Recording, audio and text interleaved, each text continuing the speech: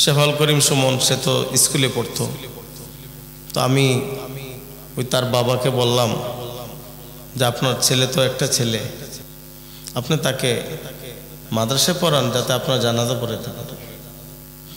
প্রথমে বলে হুজুর আমি বুঝে বলতে হবে, আমি বুঝে বলবো।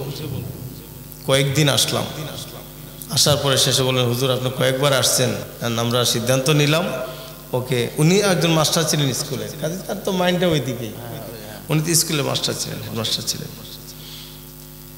যাক শেষ পর্যন্ত উনি রাজি হইলেন, ওকে নিয়ে গেলাম মাদ্রাসায়। আলহামদুলিল্লাহ, আল্লাহর শুকরিয়া, এখন তো সে বড় একজন মাওলানা, বাংলাদেশের বিভিন্ন প্রান্তে সে ওয়াজ নসিহত করছে, দ্বীনের খেদমত করছে। এটা আল্লাহ পাকের পরম করুণা। সকলের দোয়া, মা বাবার দোয়া আছে, আমাদের দোয়া আছে।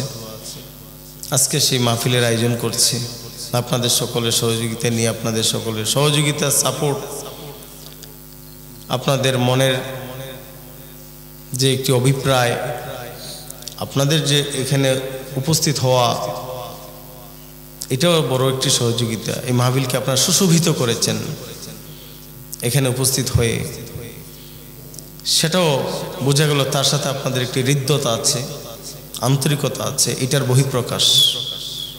সম্মানিত হাজিরিন, তো আমরা মুসলমান, আমাদেরকে দুটি সম্পদ অর্জন করতে হবে। এই দুটি সম্পদ অর্জন করে আমাদেরকে কবরে যেতে হবে, এটা আল্লাহর হুকুম।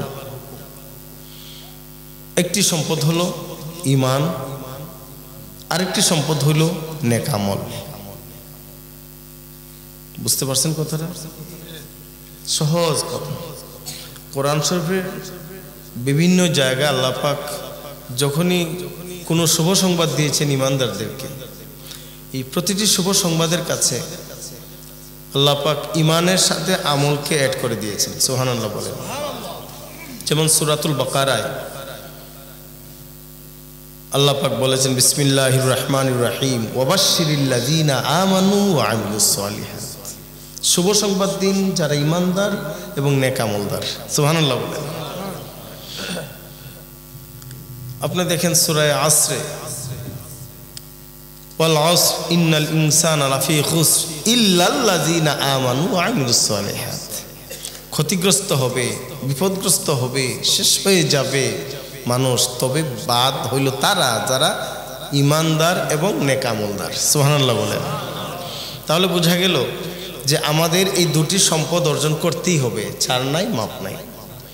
আমাদের ঈমানকেও ঠিক করতে হবে, নেক আমলও করতে হবে। কিন্তু আমরা আমল